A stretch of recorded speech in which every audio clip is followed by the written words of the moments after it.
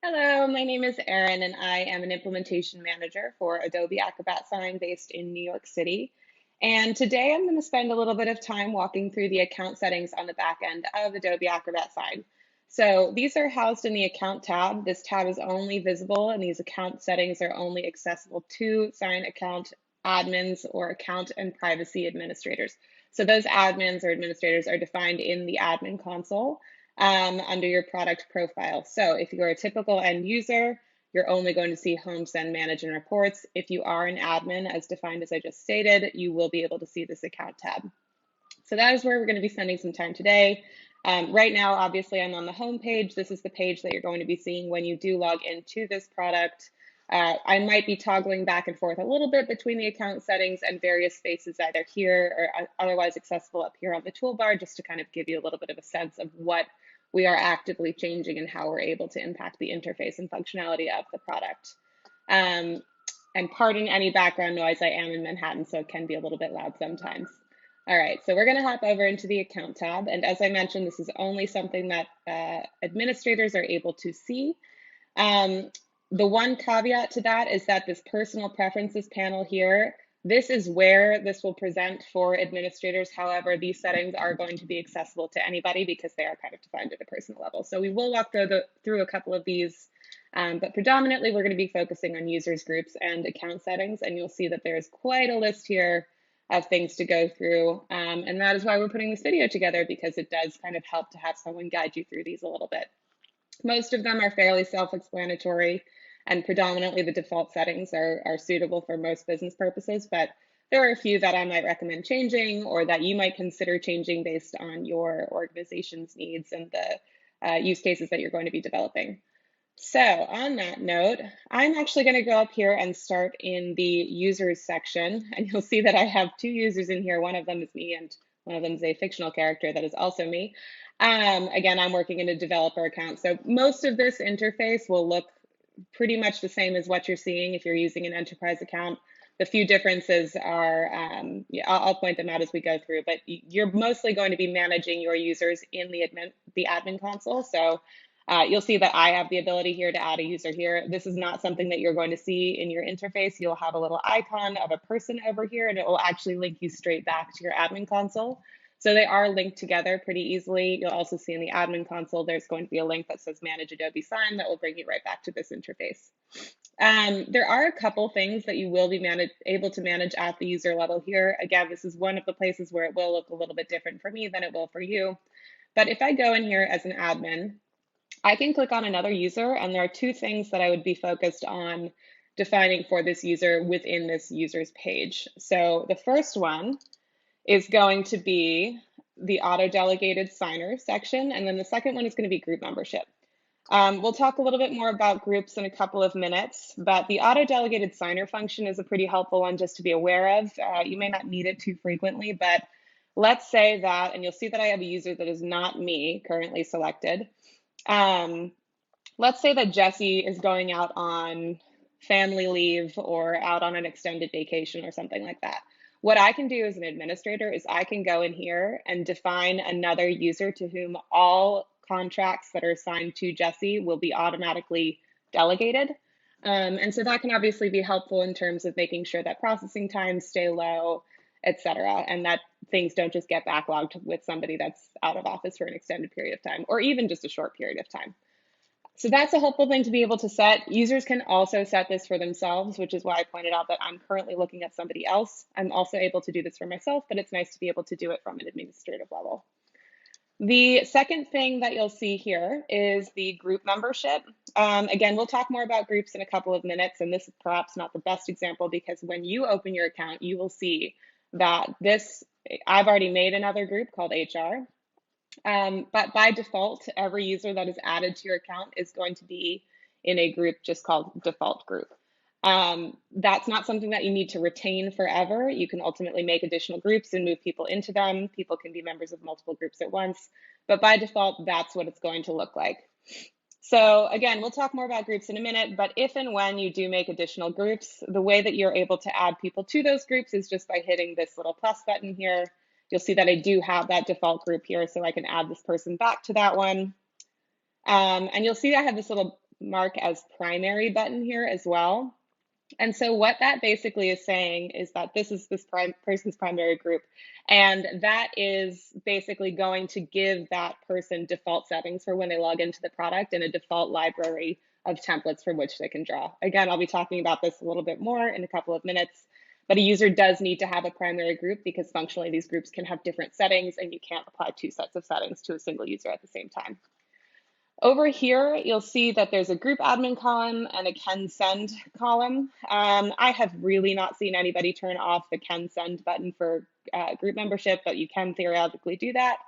The group admin button here, this checkbox, you do not have to have a group administrator for every group because by default, anybody that is an account admin does technically have the privileges that a group admin has.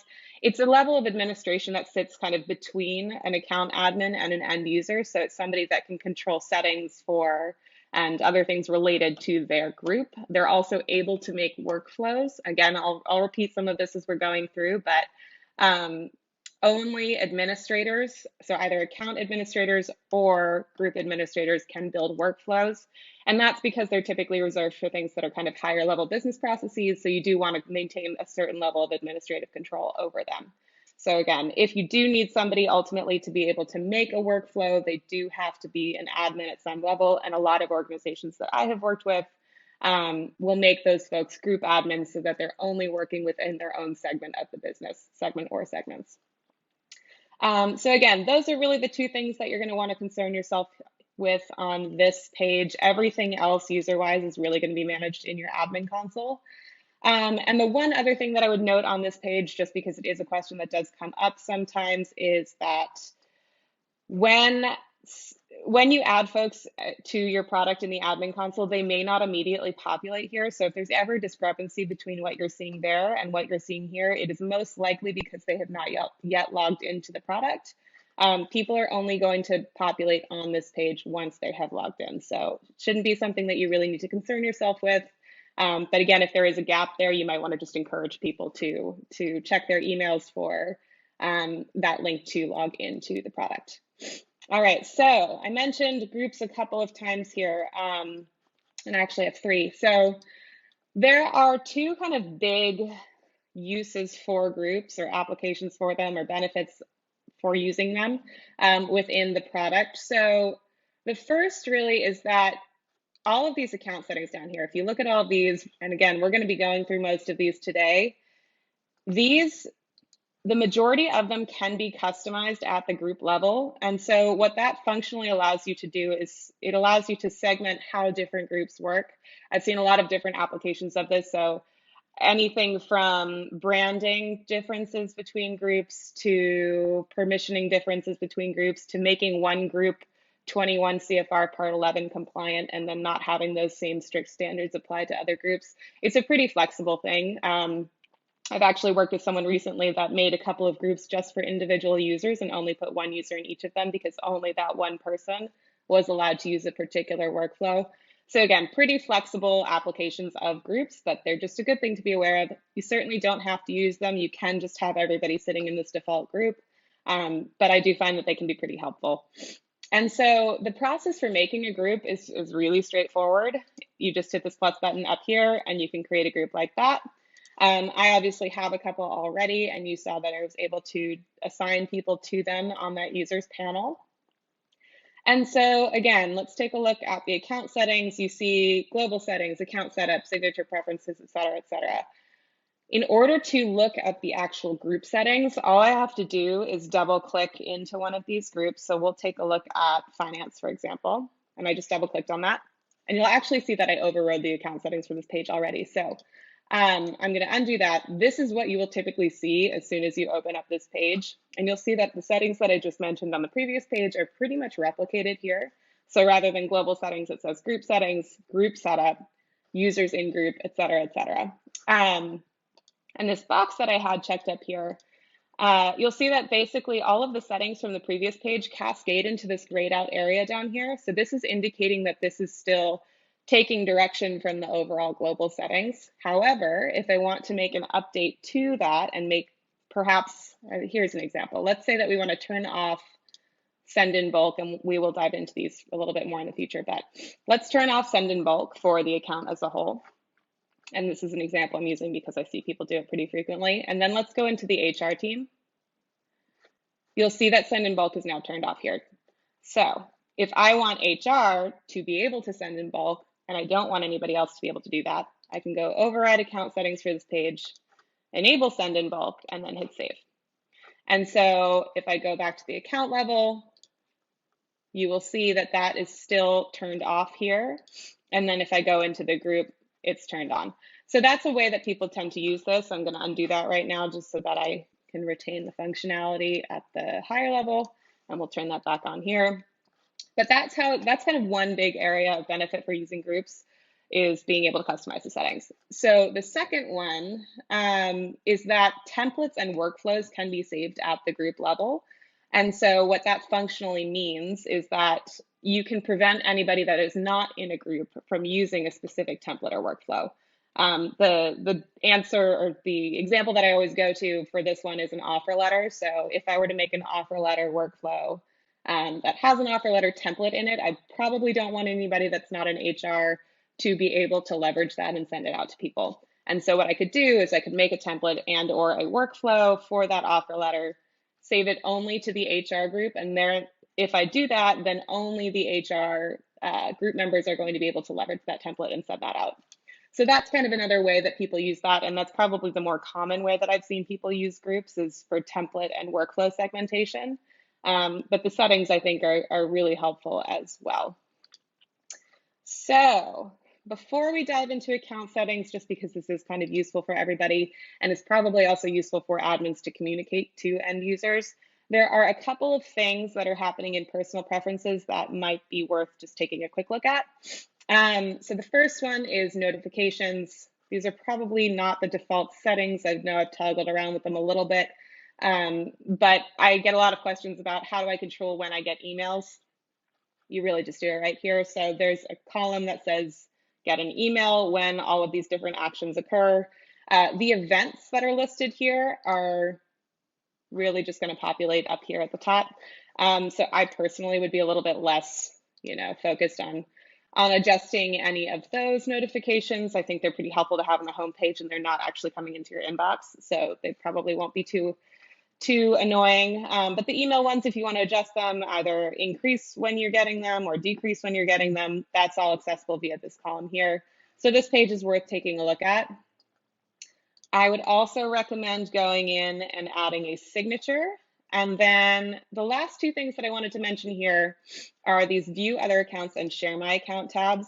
Now this, before I walk into it, this is functionality that you as an administrator can turn off entirely if you'd like to. But I think most people do tend to find it pretty helpful. And so the default nature of documents in Adobe Acrobat Sign is that they are private to the people that have signed them or otherwise engaged in the signing process. So what that means is that my colleagues or my manager cannot automatically see what I am working on. If I need them to see that, or they need to see my account, there has to be an active sharing connection that's established between our two accounts. And so I can, if I'm a manager, I can go into this tab and say view our other accounts. I can add something or add a person here. It will email them, and you see that I've already done that with Jesse. And then that person has to accept that invitation. So it has to be agreed to by both parties via some sort of action.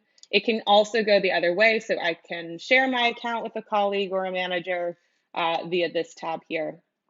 What this establishes is a one-to-one connection between those two accounts that is view and download only. So if I have shared my account with somebody else, they are able to view and download the documents that I'm working on, but they cannot actually take actions on my behalf. So it's, for most intents and purposes, it's pretty safe to set up, and it can be really helpful just to give that person some degree of visibility into what you're working on.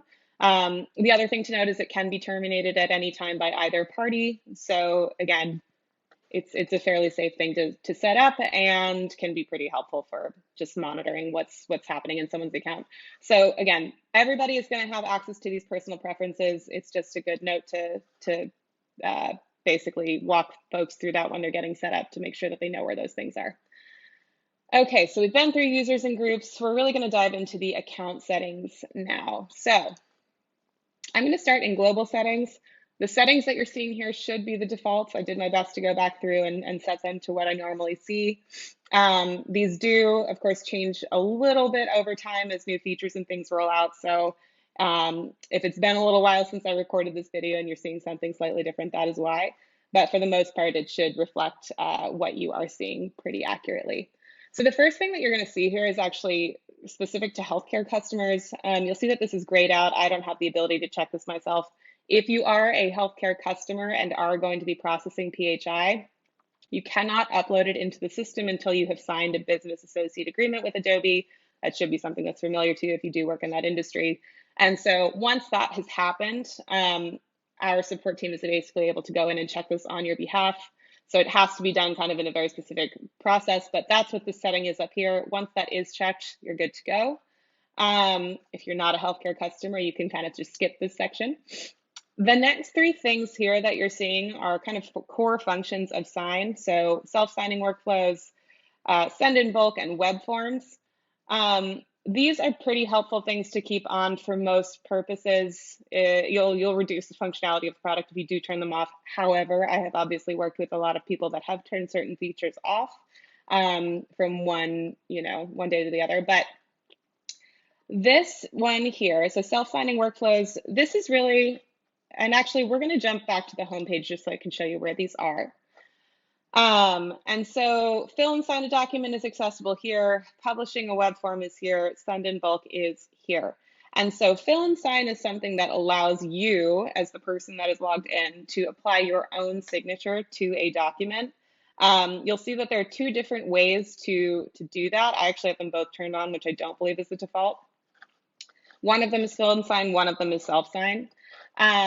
And those are basically two different ways of being able to sign a document. One of them, the structured self-sign one, is probably what you're going to want to use in order to create a 21 CFR Part 11 compliance signature. But for most purposes, they're both kind of okay. What this basically allows you to do, though, is just, as I mentioned, it's only your own signature. So this is for a scenario where you might have a PDF or some kind of a contract saved locally on your desktop, or that was sent to you as an email attachment. And it's only going to be you signing this. So no other signatures are going on to that. So this is really something that's here, frankly, probably for convenience. I don't think it's used, at least in the circumstances that I've seen, it's not used as commonly as some of the other features within the product, but it's just good to be aware of, probably good to keep turned on. Send in bulk is a tool that allows you to send copies, up to 300 copies of the same document to that many recipients all at once. And so a base case example for this might be a teacher that needs to send permission slips home with 50 students. So in that scenario, the two options would either be to go in and individually send those all out, or to go into the send in bulk tool to upload that document once, to upload a CSV or manually enter those 50 recipients, and then click the send button once, and that would initiate 50 unique signing processes. The one thing to note on that one is that if I did, the example that I just mentioned, that will have used 50 transactions. So you saw me a little bit earlier turn this off and then turn it on just for HR. That is something that I see happen really frequently, which is why I use that as an example. Sometimes folks are a little bit nervous that this might get used. I think it's a pretty low risk. It's a very different interface and takes a lot of steps to be able to send it out, but it's good to be aware of that. It can be really, really useful and a big time saver, though. So a web form, and this actually is not checked by default, but I would recommend doing that. We'll talk about that in a second. A web form is something that can also be really useful for certain circumstances. I've seen this one used a little bit more flexibly, but let's say really what it is a template that is hosted at a specific URL. So let's say that I am going to go to a rock climbing gym in New York. They probably will have me sign some sort of a waiver before I participate and am able to enter the gym. What that organization could do, so there are two kind of options for that, are either to collect my email address, email me that form, and then have me sign it, which is sort of your standard send for signature request. Or if they use a web form, what they could do is they could just have a QR code or a URL written out at their check-in desk. I can scan that. I can go straight to the web form, fill it out myself, and then sign it. And then they would have a copy of that saved on their side. And so what that does is it reduces, or it actually replaces the responsibility for initiating that signing process. So previously it would have been the organization that has to initiate it, and they would have to collect my email address in order to do that. In this scenario, I am initiating that signing process, so it can create a lot of efficiency there as well. All right, I'm not going to touch on every single setting here. Some of them are a little bit more straightforward than others, but I would recommend that you spend some time going through these. You're not going to see the spy more users up at the top of your page typically. So I say typically because enterprise users won't see that at all. That's all going to be managed within the admin console. Okay, so limited document visibility is going to be turned off by default. I would probably recommend keeping it turned off by default unless you have a use case that really requires it, but it's a helpful thing to have for certain purposes. So what this does, as it says here, is it means that signers are only going to see files that contain things that are assigned to them. And so a use case for this might be, let's go back to the offer letter, right? If an HR team is sending out an offer letter, they can actually send that out alongside internal paperwork associated with that offer, include the candidate, include whoever else internally needs to be involved in that sign-off process. And as long as the candidate, the external person, doesn't have any fields assigned to them on the internal paperwork, they won't see it at all. So that can be a really helpful thing to set up for any types of contracts that have confidential portions in them that only certain recipients are allowed to see. At the same time, clearly there are a lot of scenarios where I might only be signing one in a series of 3 contracts, but I do need to see the other ones for context. So I would probably be a little bit wary of turning this one on, but it's good to understand what that functionality does facilitate. Getting into some things that are truly just preferences down here. So do you want to attach a PDF copy of the signed document in emails sent to all recipients, internal recipients, nobody, etc.? This is really up to you. Unless you need to be HIPAA compliant in that scenario, you would probably need to set this to no one and turn off these previews. The goal there is really to limit what types of information somebody can access via email, and just to really limit who can ultimately access that PHI at all. Then we have attach audit reports to documents. So the audit trail is going to be something that's generated with every contract that you sign. It will always be accessible to you via the manage page. So any settings that you adjust here will not make it go away. However, you don't have to send them out to everybody. And what it really is something that captures every step from document creation to the final signature going on to the contract and the contract being completed, including emails being viewed and opened and things like that. This is by default set to always. I see this changed pretty frequently, just depending on what people really are looking for in their processes and what types of things they're sending out. A lot of people set it to sender only. A lot of people set it to never, just because they don't want additional attachments going out in their emails. And at the same time, a lot of people just want that all of the information to be associated with every document so that people have that if they need it. The next setting here, the merge multiple documents into one after signing. Again, just a preference. By default, it's going to merge everything into one. So if I send 3 contracts that are each 2 pages long, and I have this set to always, that will result in a 7-page document. So the 6 pages will be merged into one, and that 7th page will be the audit trail up here. So this, again, just give it some thought. Think about how you'd like to store things. If it were me, I would probably say keep them separated, because if I upload things separately, I probably expect to download them separately. But really, it's just a preference there. Send an extra copy of every signed agreement to these email addresses. I've seen this used in a number of ways as well, and it can be customized at the group level. Really, it's kind of most commonly used as a rudimentary archival system, or a means of multiple people being able to access all of the contracts that are sent to a certain department or for the org as a whole. So people might set up a legalcontracts@domain.com email address here, and then give multiple people the ability to log into that, or they might just kind of not monitor it and keep it as a place for everything to go just in case. in case somebody needs to access it down the line. So that's kind of a helpful one to have. You certainly don't have to do that. So signature delegation. The way that contracts are sent out with Adobe Acrobat Sign, you can't just forward an email to somebody else if you are not the right person to sign off on a contract. So if I receive something, I look at it, I realize maybe my manager or maybe somebody on a different team should have the authority to sign off on that. I can't just forward that email to them and have them sign the contract. What I actually have to do is actively click a little delegate button on the bottom of the email that is sent to me. I can show you kind of what that looks like in a second here. So let me just drag that over onto the screen. There's a little blue line right here that says delegate. Again, I can't just forward this. The functionality won't really allow for that. So that's also a good thing to just keep in mind because it'll be properly captured in your audit trail, right? So if you delegate, if that's captured in your audit trail, if you want to turn off that functionality, and some people do because the person to whom they're sending a contract is the only person that has the ability or the authority to sign off on that, you can change those settings here. At the same time, again, generally they're helpful to have turned on just because even if you think that you have the right person, maybe on their side, they might need to make some adjustments in terms of who actually has the authority to sign off on that. So again, give that one some thought. Down here under authority to sign and send, I truly have never seen anybody change these settings in a couple of years, but you can theoretically block people from signing or sending if you want to as they're uploaded into your organization.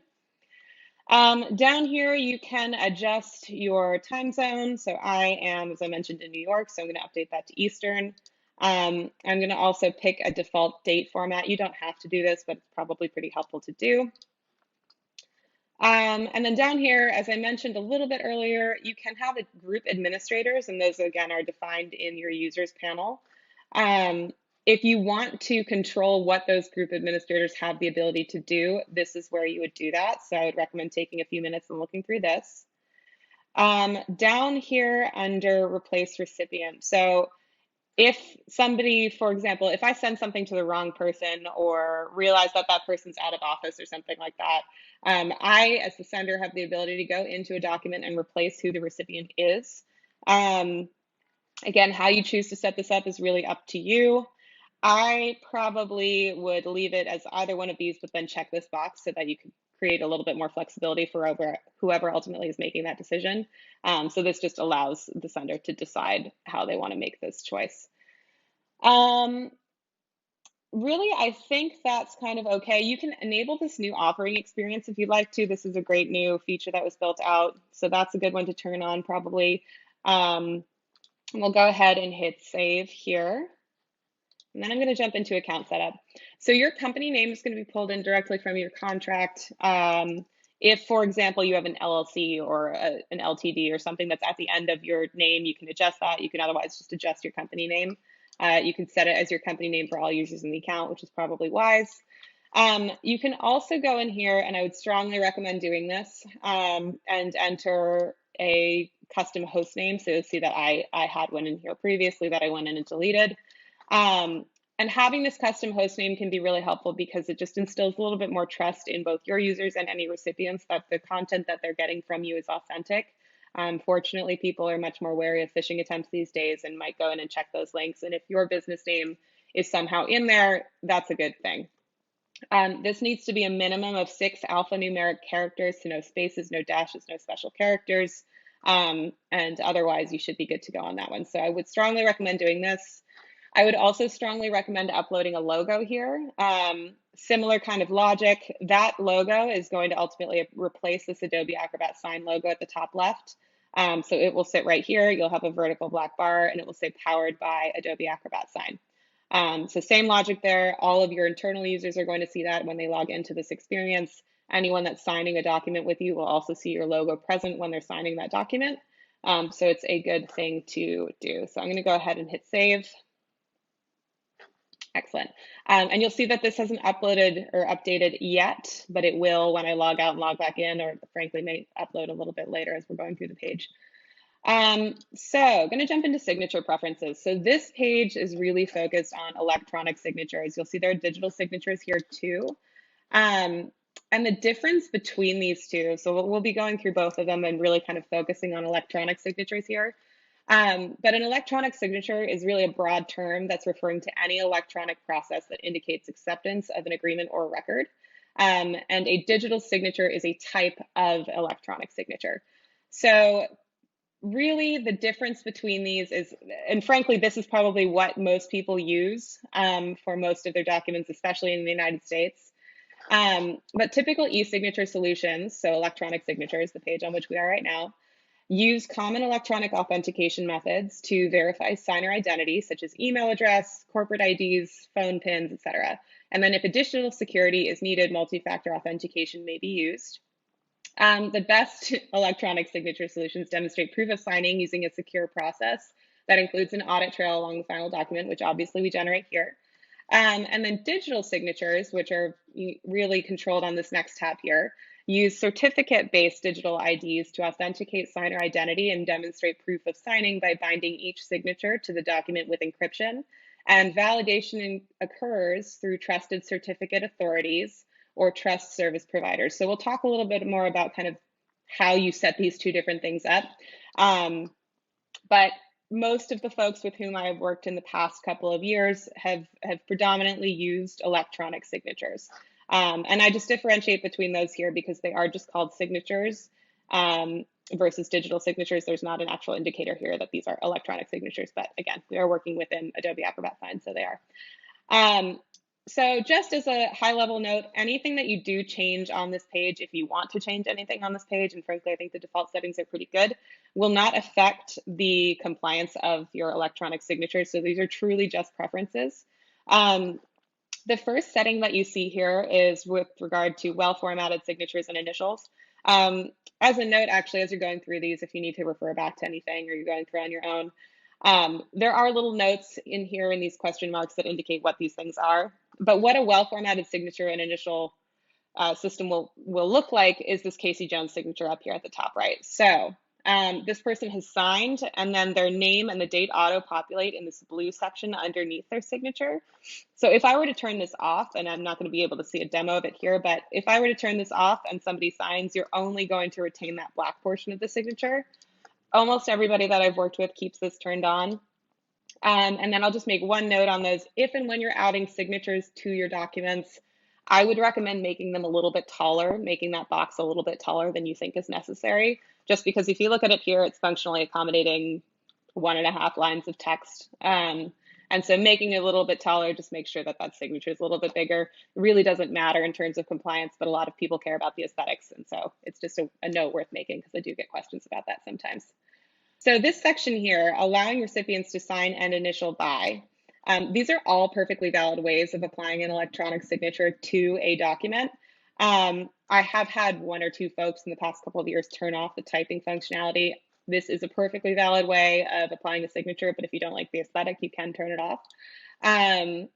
Most people leave everything turned on here. Allowing recipients to use a saved signature can be really, really helpful. For example, when I'm signing, and of course I do have an account, but when I sign something, all I have to do is click once and my signature is already saved in the system, as I showed you earlier under personal preferences, and it makes it really fast to go through and sign things. Down here at the bottom, this is really going to be a digital replication of those sign here sticky notes that you might have seen on paper contracts, so I definitely recommend keeping this turned on. And then under decline to sign, you'll see we have this whole section here where you can define reasons why people are allowed to decline to sign something. By default, your settings are going to look like this.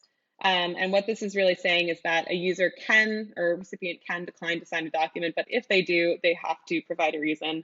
How you set this up is, again, really up to you.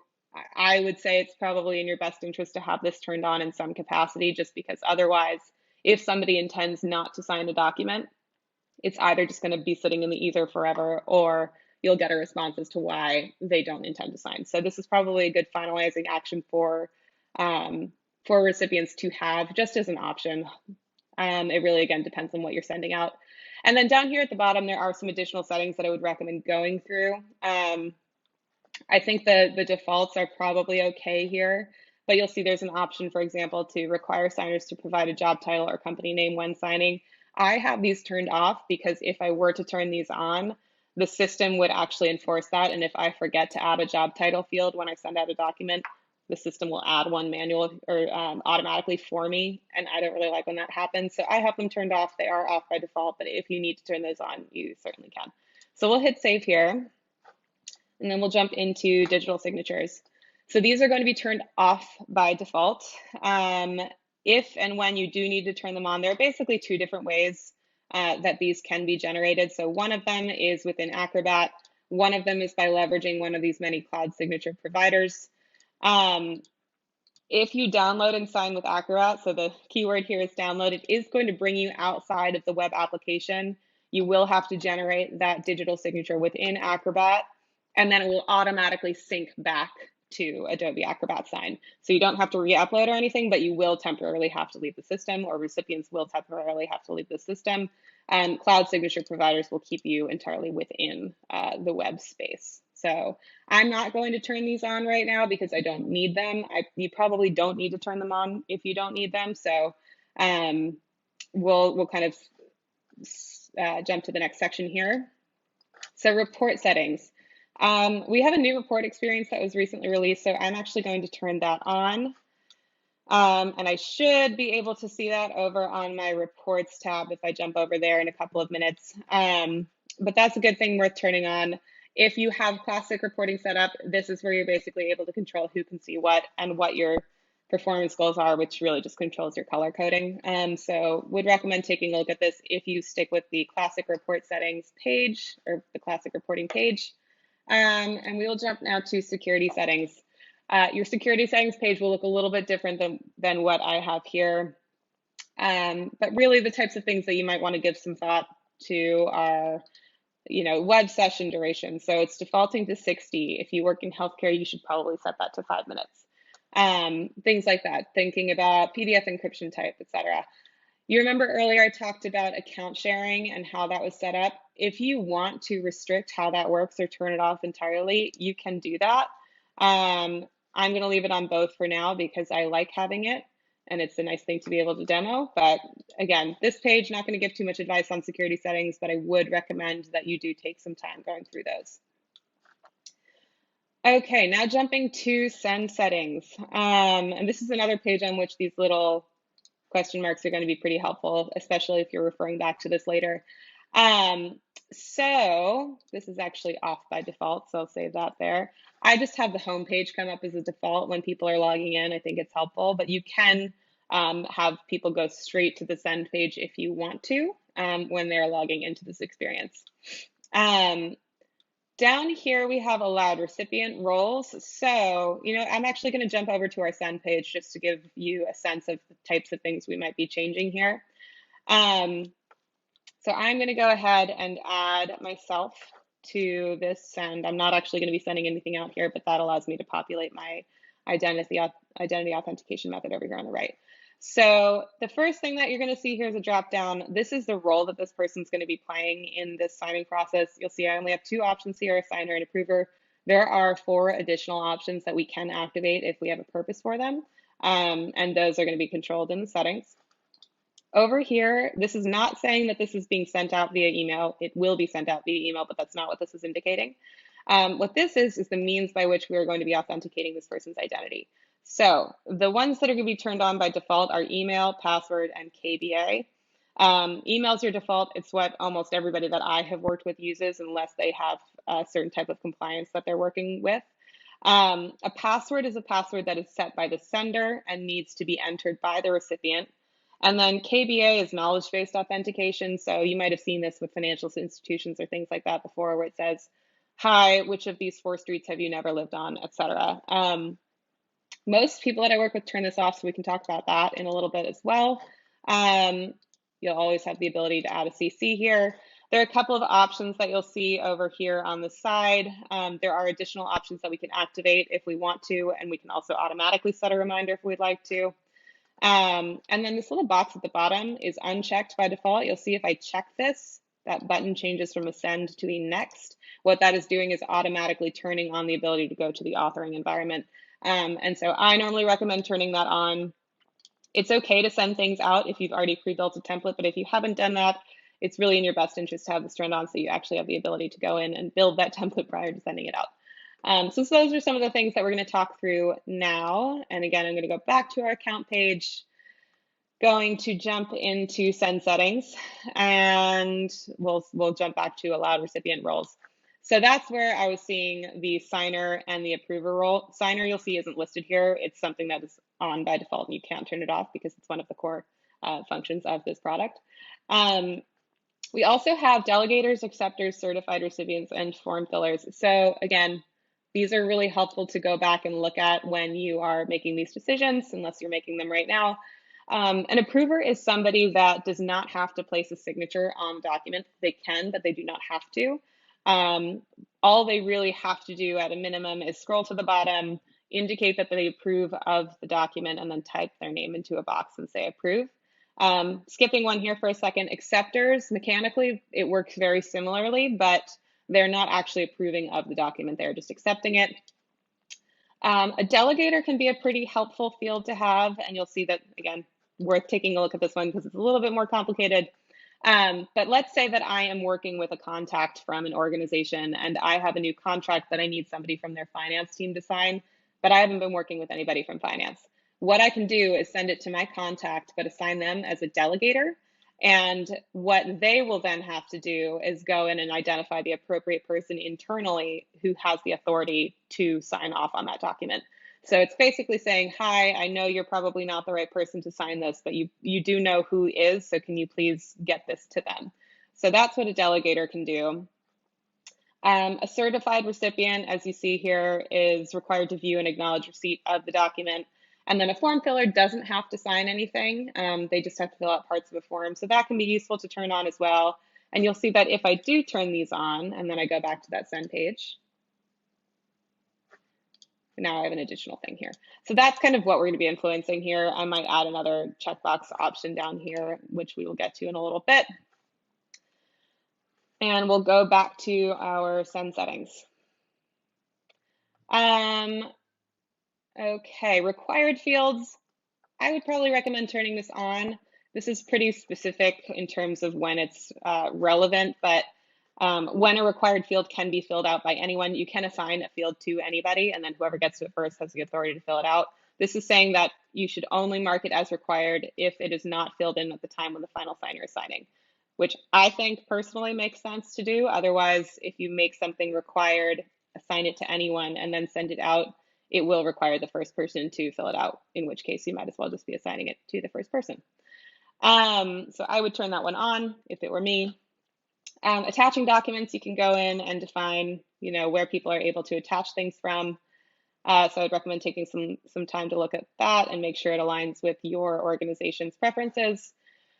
Modify agreements sounds a little scarier than it is. Again, there is a little bit of a note about how that works here. I would strongly recommend turning this on. What this allows you to do is, as long as nobody has signed the document yet, so the first signer has not signed it yet, you as the sender can actually go in and make adjustments either to the underlying document or to the fields that are on top of it. So if I have made a mistake in terms of where I've placed fields or who I've assigned them to, I can fix that. If I accidentally uploaded an old version of the contract or something that has a typo in it, I can make an adjustment to that as long as nobody has signed yet. As soon as somebody has signed, you cannot adjust it. But that's a helpful one to have turned on, because otherwise, if you realize that you've made a mistake, what you have to do is go back to your manage page, cancel the agreement, and then resend it and use an additional transaction. So generally in your best interest to have this one turned on. I don't think it hurts to turn on private messages to recipients. It's just an option. Most of these are just options that you're creating for the sender, and so that can be helpful sometimes to have. I am going to not set automatic reminders. You can do that if you'd like to, so that people don't have to define this, but it's kind of nice to be able to define it on a one-by-one basis. Jumping down to identity authentication methods. So remember, we had the email, signing password, and KBA. This is knowledge-based authentication, KBA, enabled by default. I'm going to turn this off. I probably don't need it. There might be something else in here that you do need. Folks that need to be compliant with in certain spaces might have to turn on Acrobat sign authentication and make that their default. And so that it really does depend on what your organization needs, but most people that I work with just have email and signing password turned on and then default to email. You can also change how that works for internal recipients. I'm going to leave this turned off for right now, but you can change it for external versus internal as well. Document expiration, I don't think is a bad thing to turn on. This is not a required setting, but it just becomes a little checkbox option. So if somebody wants to set an expiration date for a contract that they're sending out, typically it's something that's time-based, like an offer letter. You might want to have this turned on so that they can set that up. If you do turn it on, I would probably recommend hitting this second button as well. And that just allows you to give an extension if need be. But what this is basically saying, this isn't saying please sign by Friday. This is saying if you don't sign by Friday, this will literally not be accessible to you anymore. So this is actually going to make that document expire. This next setting here, preview position signatures or add form fields, would strongly recommend checking that first box. That will check that box above the button at the bottom of the send page that I was showing you a couple of minutes ago.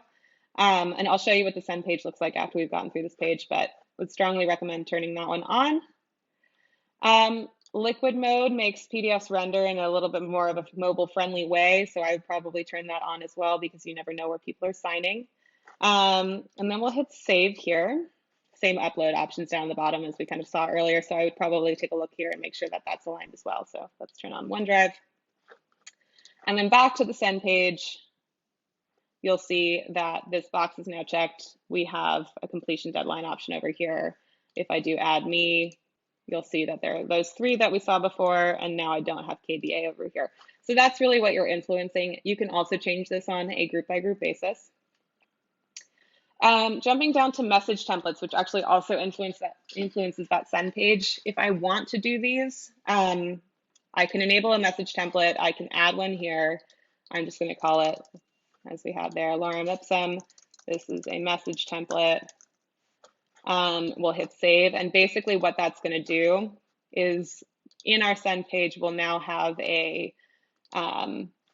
we should now have a list that basically is going to populate with those message templates. I didn't turn them on, so that's probably a helpful thing to do. And there we go. And so this could obviously be a pretty long list of message templates from which people can select. The first one is actually also going to auto-populate into the space, so that's good to be aware of. It really depends on what you're doing. I have found that typically when people have a message template, it's associated with a specific document that they're sending out. And if you have a message that's tied to a template, you might as well make a workflow. So I think that making a workflow probably makes more sense in these scenarios. So I'm going to turn this back off in my account. The next few sections here, so notarization settings, this is really regarding a great integration that we have with Notarize that facilitates having a notary in documents that you're signing in a digital space. Biopharma settings, if you do need to enable authentication challenges or signing reasons, this is where you're able to do those. If you don't want people to have to type them in manually, you can create a list from which they have to select when they are giving that reason. I'm going to keep those turned off for now. Payments integration, we do have an integration with Braintree, which is a PayPal service. So you can set that up via the instructions here if you'd like to. Signer messaging is it's kind of a branding or customization opportunity as well. So this is going to be the page that people see after they have signed a document. So if you want to, you can go in and put custom text or things in here, and that will appear for folks after they've signed a contract with you. This little section is going to look a little bit different on your page, so I'm going to skip these two and jump down to data governance. This is the page wherein you will basically be able to, if you need to basically control document retention standards or data retention standards, if you're operating in Europe or California or other places that require that, this is where you're able to control that. So you can just hit this plus button and define some of your settings here. The external archive is kind of a repetition of what we've seen already. Frankly, most folks that I work with that really want to set up a strong external archive might set up an integration with OneDrive or SharePoint or something like that and have their documents automatically sent over there. And then down here we have account languages. And so you can go in and select your language, a default language. I have the second one set to English. And I would probably recommend, if you anticipate ever needing to send something out in a different language, and this applies to the Adobe Acrobat sign interface, not to the document itself. So you would manually need to change the document itself that you're sending out. But this can be a really helpful thing to adjust as well. So I would keep these, allow your users to select a different language turned on. And then the last setting here that I wanted to dive into, and you'll see I actually already have a logo built in here. We'll clear that for now. Yours will look like this.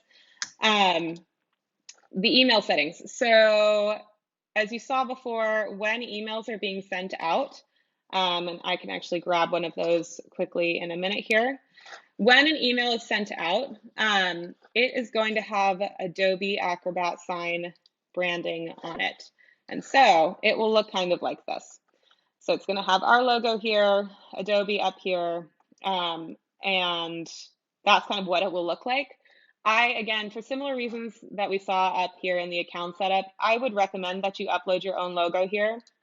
As you see, it has to be 600 pixels wide, 200 high.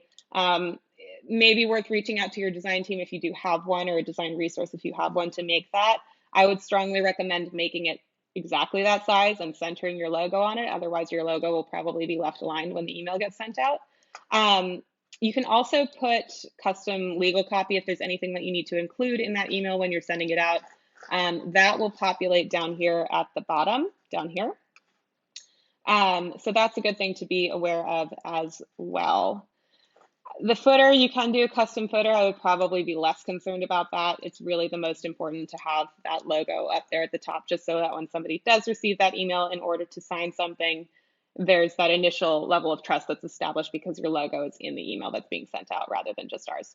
And so that's just something to be aware of as well. So I would probably update this if it were me. Again, workflows are saved here as well. We should have some other videos that do walk through how to build a workflow. Just be aware that if you are going to be doing those, this is kind of the place where you're going to access that page. So it is a tool.